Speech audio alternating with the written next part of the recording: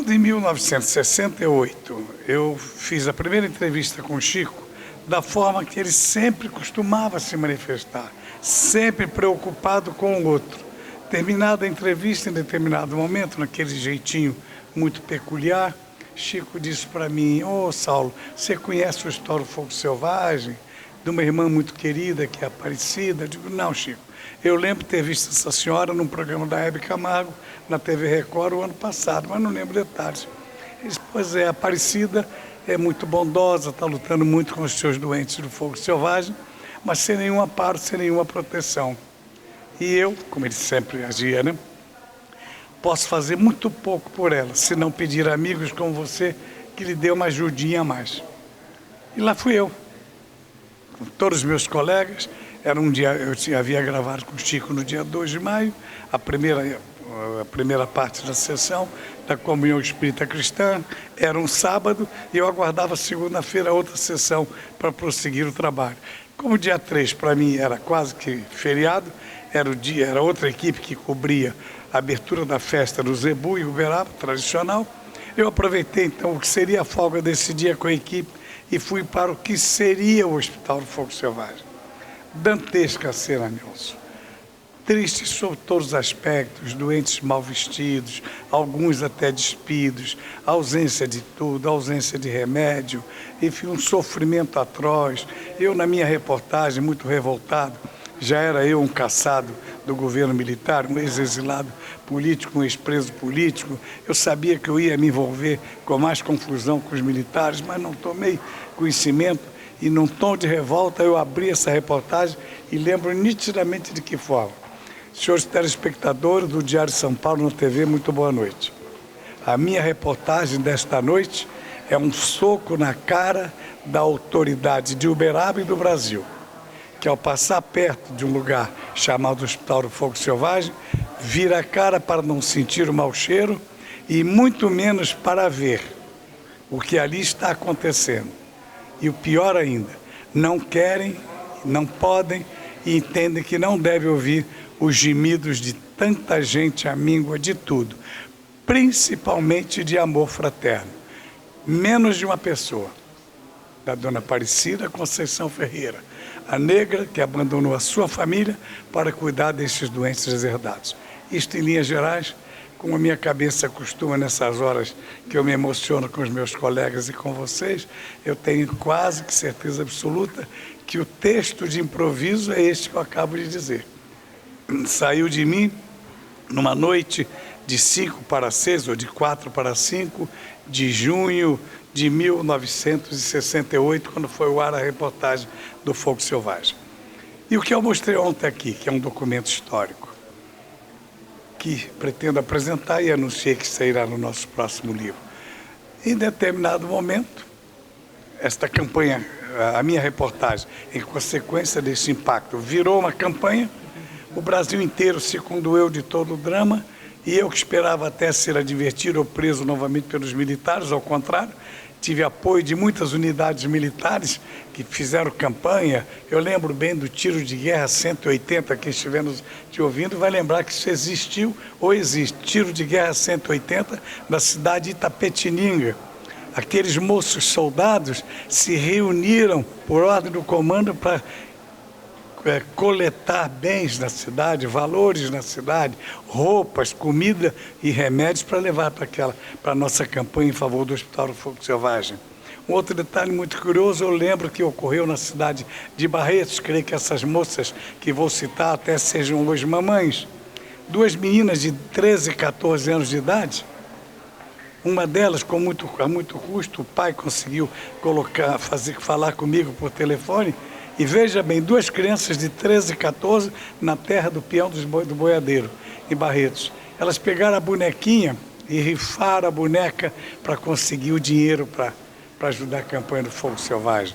A cidade de Catanduva tinha uma figura humana extraordinária, chamada Padre Albino, da Igreja Católica, e a grande liderança espírita da família Zancané, do ex-senador Zancané.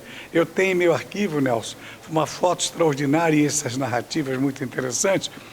Os católicos e espíritas de Catanduva, cidade próxima de Ribeirão de Rio Preto, onde hoje está a sede da minha editora Intervidas, se uniram, fizeram a campanha na cidade e há uma faixa enorme conduzida pelos espíritas da família Zancané e o padre Albino, escrito católicos e espíritas unidos em Catanduva pela campanha do Hospital do Fogo Selvagem. Se eu ficar aqui, se a garganta ajudasse, eu iria contar a campanha toda, porque isso me emociona muito. Então, veja bem, o que aconteceu? Essa história um pouquinho longa que eu não falei, porque não tinha condição física e o tempo não me permitia, estou contando agora para esse seu documentário.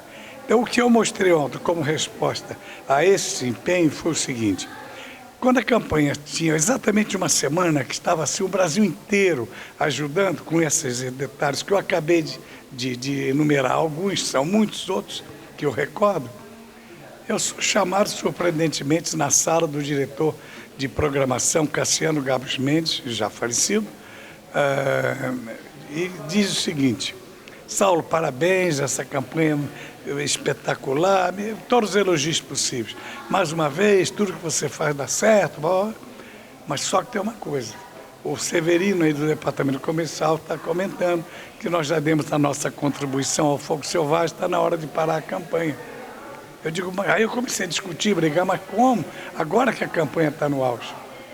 Mas infelizmente essa é a ordem que nós estamos dando e hoje à noite você vai ao ar e encerra. O programa Diário de São Paulo na TV era ao vivo. Tudo bem.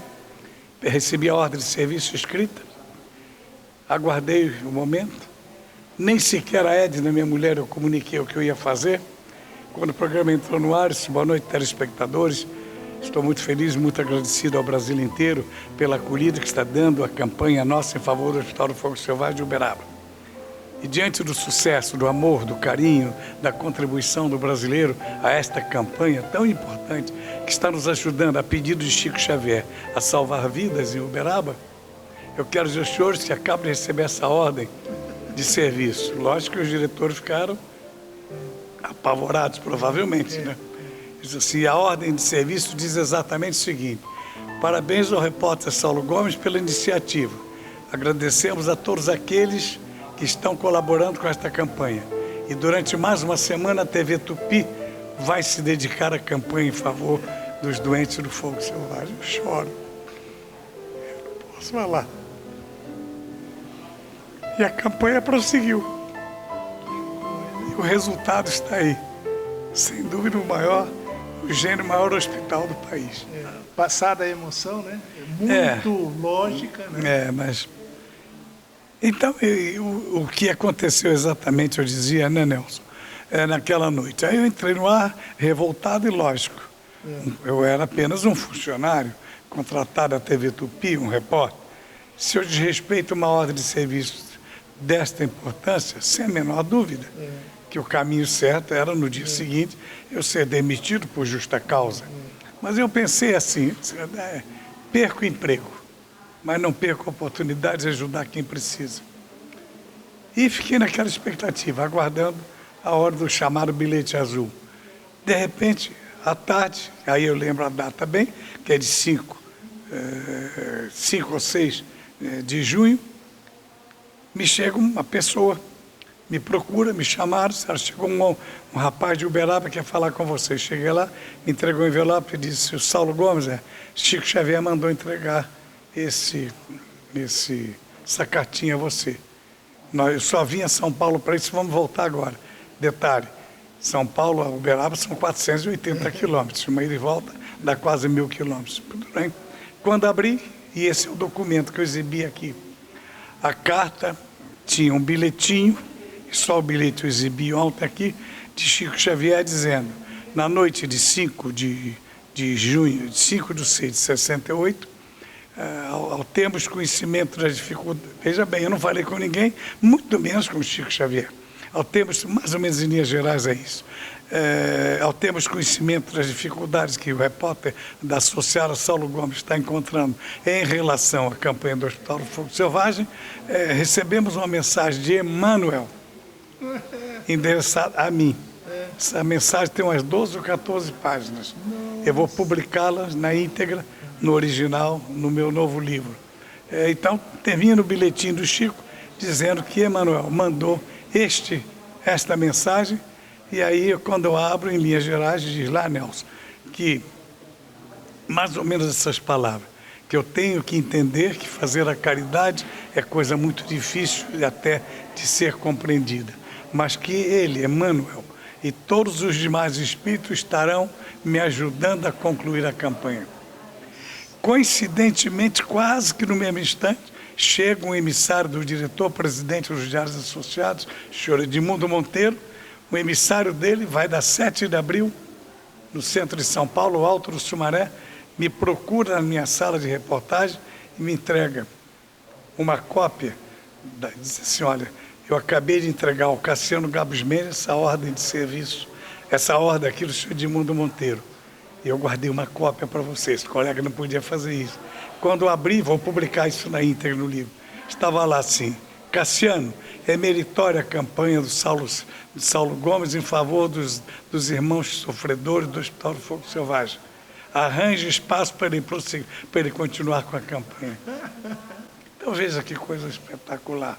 Então, resultado, a campanha prosseguiu, e aí, para concluir o que eu mostrei ontem, uma foto, não podendo mostrar todo o documentário que tenho, em fotos e filme, daí mostrei eu com vários populares, muitas pessoas, já no dia 16 de junho de 68, chegando a Uberaba, Dona Aparecida, garbosa, colocada por mim dentro de uma ambulância 0 quilômetro, que puxava um comboio de 23 caminhões carregados de doações.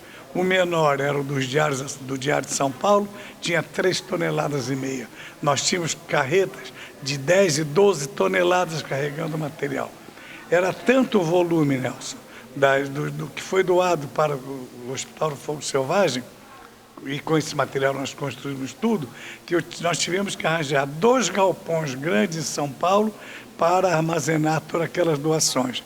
E 2 ou 3 dias antes de encerrar a campanha, portanto, um pouco antes do dia 16, eu apelei no ar para que as transportadoras nos dessem, porque nós não podíamos pagar, caminhões capazes de levar tudo aquilo para Uberaba, o que aconteceu.